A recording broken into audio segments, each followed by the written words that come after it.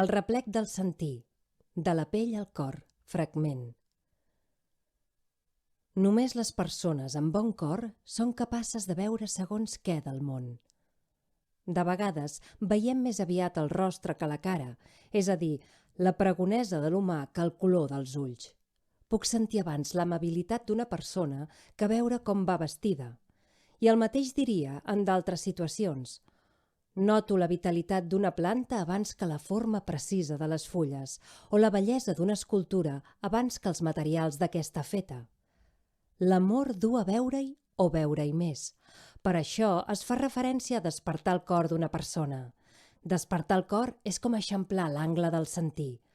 La persona afectuosa i cordial hi veu més que l'individu narcisista o maliciós.